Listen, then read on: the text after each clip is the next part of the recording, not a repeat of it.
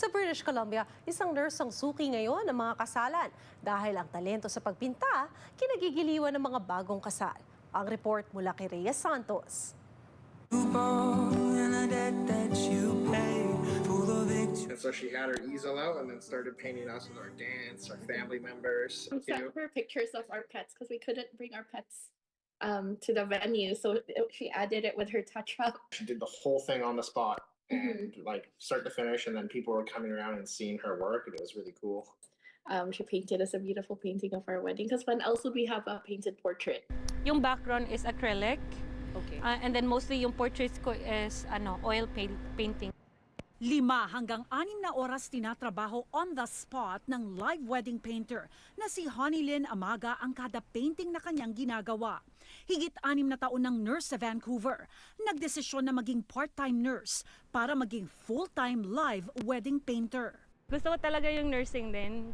Kaso lang, ito talaga yung passion ko since elementary. Noong nasa Pilipinas pa si Amaga, isinantabi ang pagiging artist para maging nurse. Yung culture sa atin ng mga artists is wala siyang certainty kung may future ka talaga.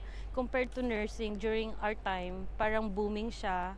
And at the same time, ang daming opportunities after like 5 or 6 years experience sa Pinas, you can go abroad. Nang dumating sa Canada at simulan ang mapaghamong proseso ng pagkuha ng lisensya para maging nurse sa bansa, binalikan ang pagmamahal sa arts. I come to a point na na-stress ako, yung parang gusto kong may outlet ako sa stress level ng process, which is like, it took me 3 years para makuha ko lang yung license ko dito. Naisip ko na maybe I'll go back to painting, like just parang ilabas ko lang yung stress. So nag-paint ako and then nag-post ako sa Facebook ko, and then yung mga friends ko, they were all surprised.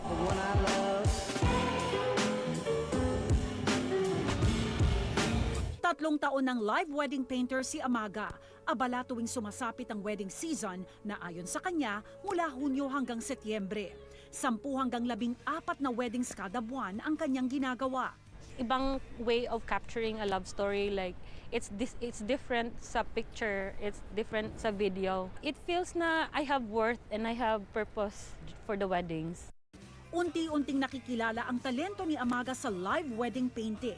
Suki raw siya ng Punjabi weddings. Bukod sa saya na hatid ng kanyang obra, malalim din daw ang kahulugan sa kanya na magawa ang propesyon na isinantabi niya noon. It feels na fulfilling, and at the same time po na nagawa ko yung gusto ko no dati pa.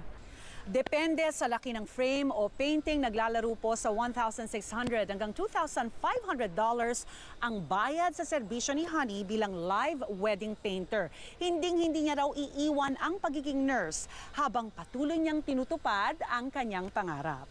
Rhea Santos, Omni News, Vancouver.